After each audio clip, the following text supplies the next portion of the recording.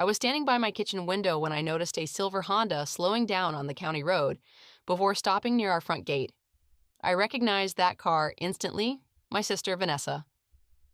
3 years of silence, and there she was, parked at the edge of my driveway, phone pressed against her ear, crying so hard her shoulders trembled.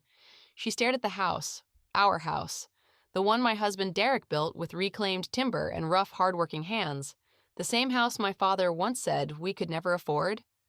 3 years earlier, he looked straight into my eyes and said words that changed everything.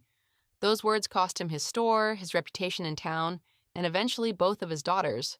But what happened at the fundraiser? That's the part people still talk about.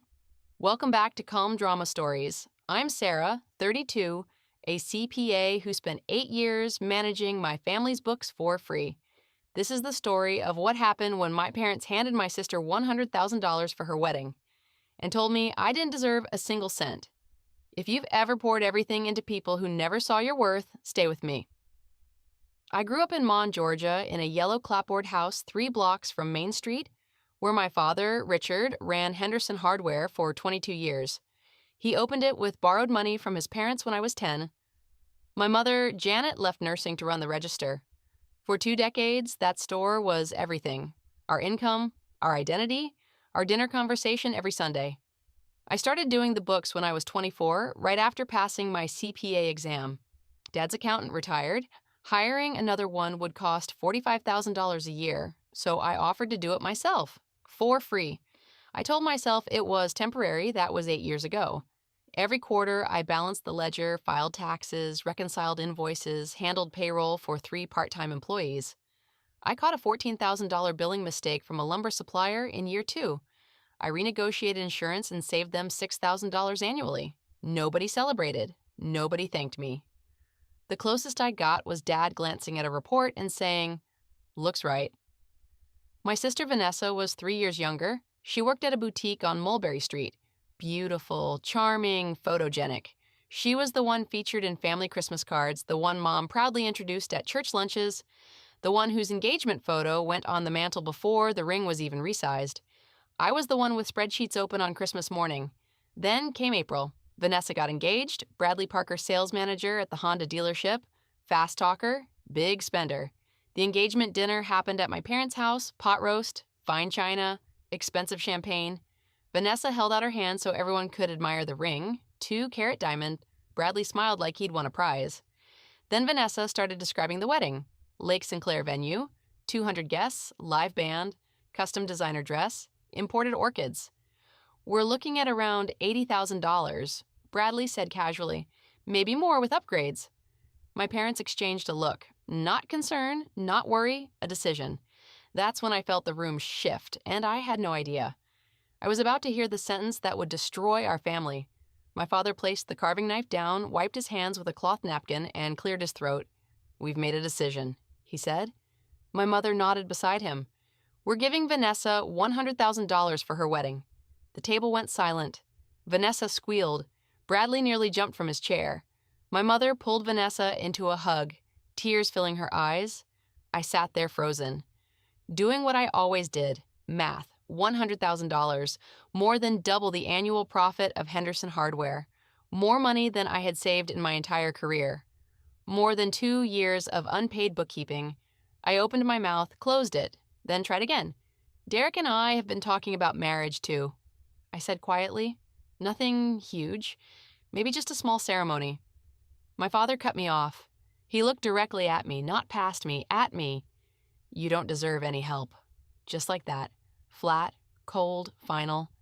Then he continued, "Derek doesn't have a real career. His family went bankrupt. I'm not wasting good money on a mistake." No one reacted. Vanessa kept staring at her ring. Bradley sipped champagne. My mother folded her napkin into a neat square. No one defended me. I stood. "Okay," I said. One word. That was all. I carried my plate into the kitchen, rinsed it, dried it, placed it back in the cabinet. Then I walked out. That was the last meal I ever ate in that house. The next morning, Mom called at 7:15. No greeting, no apology, just damage control? "Your father didn't mean it like that." I stared at my laptop. How did he mean it? "He's worried about you, Sarah."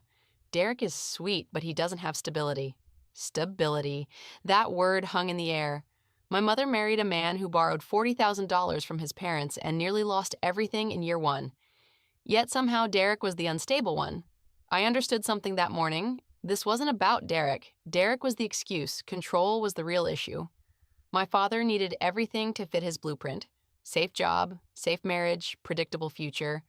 I had followed his blueprint for 8 years, but the moment I chose something he didn't approve, I became a liability.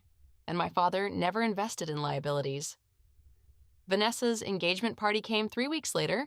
50 guests, catered food, decorations, champagne. And despite everything, I helped organize it, because that's what I did. I solved problems, I ordered flowers, printed seating cards, set tables, hung decorations. 9 hours of unpaid work. No one asked, no one needed to. I always showed up. When guests arrived, I blended into the kitchen like usual, making sure everything ran smoothly. Then Mom stood for a toast. She thanked everyone, the caterer, the florist, Bradley's parents. Then she said something I'll never forget. "We can only pour our hearts into one celebration in this family." She looked directly at me, not cruelly, worse, confidently, like my place had always been obvious, like I should already know it. The room laughed at Bradley's joke about me being the sister who crunches numbers. Everyone laughed, even Dad. I stood in that kitchen holding a champagne glass I helped pay for, and something inside me changed. Not shattered, locked, like a door closing. That night, I went home, opened my laptop, and made the most important decision of my life. Derek was sitting on the couch sanding a piece of walnut when I walked in. He looked up once and immediately knew. "How bad?" he asked. I told him everything, the toast, the humiliation, the line about only one celebration. Derek listened without interrupting. That's one thing about him. He never rushed to fill silence. He let truth settle. When he was 16, his father's business partner emptied the company account and disappeared. Overnight, Derek's family lost everything: the house, the trucks, the business, all of it. He dropped out of school, earned his GED at night, and spent the next decade rebuilding his life one job at a time. He understood betrayal, not as an idea, as a scar. When I finished talking, he set down the sandpaper. "What do you need?" he asked. I already knew. 2 decisions. First, I was resigning from Henderson Hardware, not by text, not by email. A formal resignation letter, printed, signed, immediate effect. Second, I was done attending family events. No fight, no dramatic speech, just done. Derek nodded. "You sure?" "I'm sure." He picked the walnut back up. "Then we build something better." That was Derek. No speeches, no grand promises, just quiet certainty. A man with sawdust on his hands telling me he wasn't leaving. I wrote the resignation letter that night. Professional letterhead. 3 paragraphs. Effective immediately. I didn't slam a door. I simply stopped opening it. I delivered the letter to Henderson Hardware on Tuesday morning. The bell above the door chimed the same way it had since childhood. Dad stood behind the counter sorting bolts. I placed the envelope on the glass. "What's this?" "My resignation. From bookkeeping. Effective immediately." He opened it, read it. His face turned red within seconds. "After everything we've done for you." I had been waiting for that line. I looked him in the eyes. "What exactly have you done for me, Dad?" Silence. He opened his mouth. Nothing came out, because we both knew the truth. For 8 years, I had been the one giving, not receiving. My investment returned only one thing: a seat at the edge of the table and a painful lesson in my value. Mom called that evening. "You're making a terrible mistake. When Derek leaves you with nothing, don't come crawling back." I gripped at the phone tighter. "I won't." And I meant it. I stopped answering their calls, not out of revenge, out of survival. Cutting contact wasn't punishment. It was a tourniquet. I had been bleeding from wounds they kept pretending weren't real. 3 months later, Derek and I got married. County courthouse, total cost $1,847. My dress came from a consignment shop, ivory lace, slightly too long, perfect. Derek wore his only suit. Our witnesses were my best friend Emma and his mentor Walt. We ate lunch at a diner afterward. Chicken fried steak, sweet tea, simple, peaceful, real. That same week, Derek bought a foreclosure. 3-bedroom ranch. Purchase price, $62,000, buckled floors, rotting porch. Kitchen smelled like mold and regret. Derek smiled when he saw it. I opened a spreadsheet that night, cost projections, timelines, comparable sales. That's when our real partnership began. He rebuilt houses, I built financial systems. 4 months later, we sold that house for $131,000. Profit, $41,000, our first win.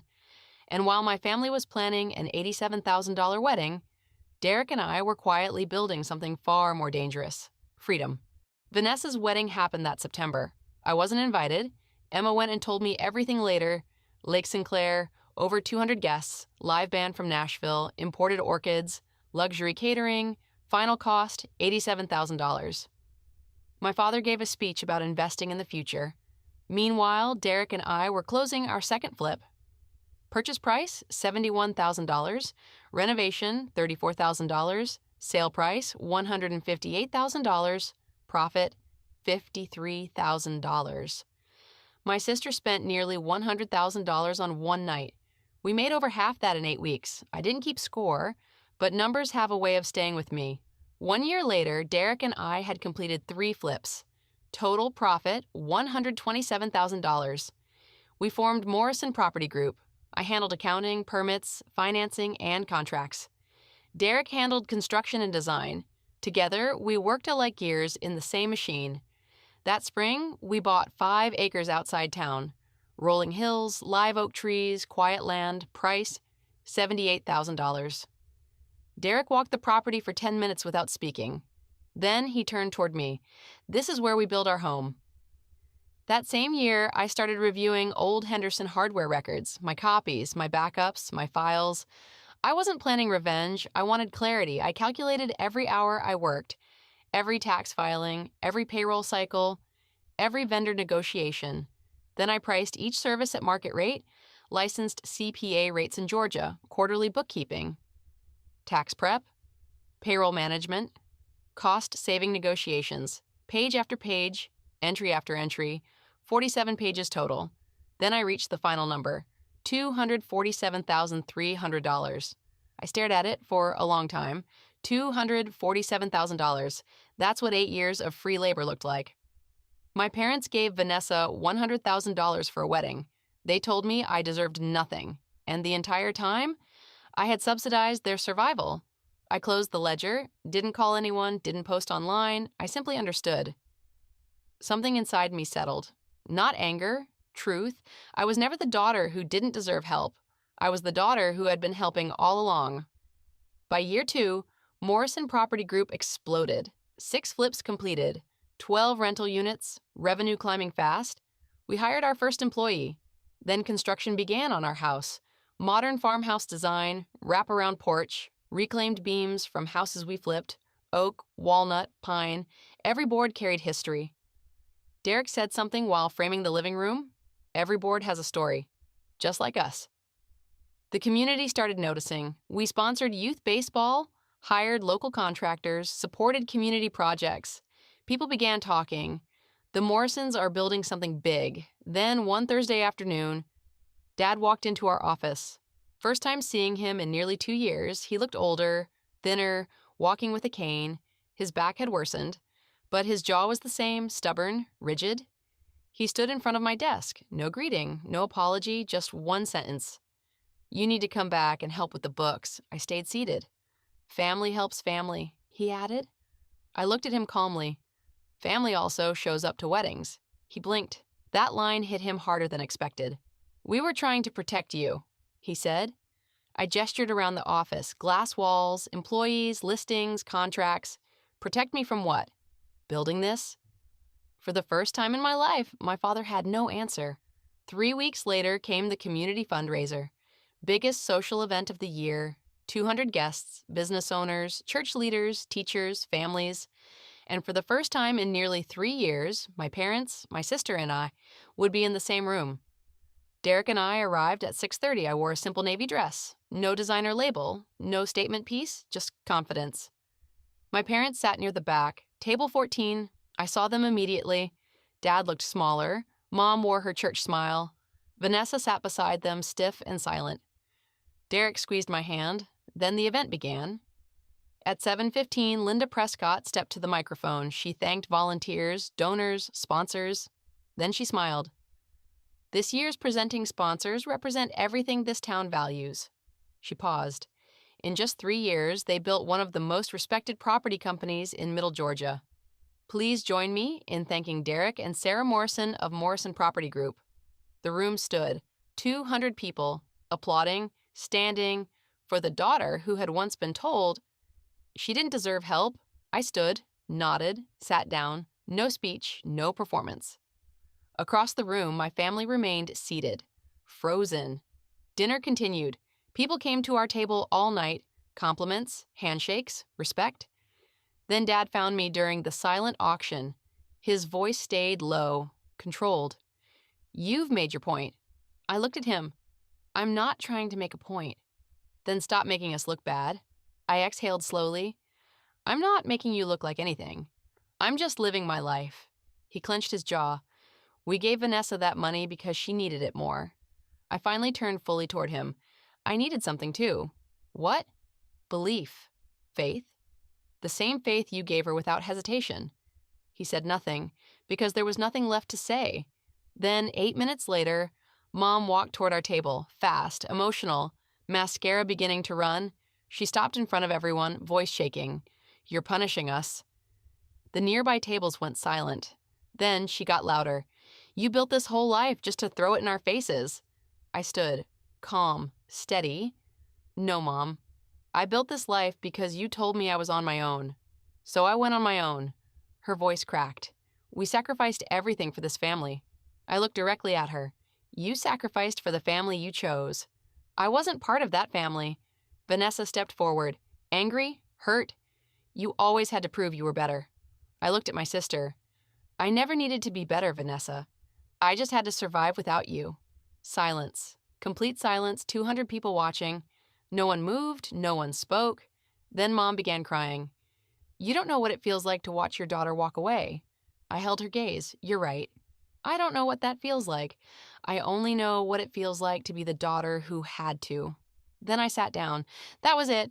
No yelling, no dramatic exit, no revenge, just truth. My family left early, one by one, and I stayed because there was nothing left to prove. 4 weeks later, Henderson Hardware went up for sale. Vanessa moved to Atlanta. Dad sold the store. Mom stopped pretending everything was perfect. And me? I went home. To the house my father said I'd never have, to the man he said wasn't enough, to the life they said would fail. Here's what I learned. The people who said I didn't deserve help gave me the greatest gift of all, certainty. Everything I built myself, with Derek, with discipline, with truth. If you've ever been the one they overlooked, the one they underestimated, remember this. Sometimes the loudest victory isn't revenge. It's building a life so strong their opinions become irrelevant. And sometimes, the best way to claim your seat at the table is to build your own. Thanks for listening to Calm Drama Stories. If this story touched you, leave a comment and subscribe.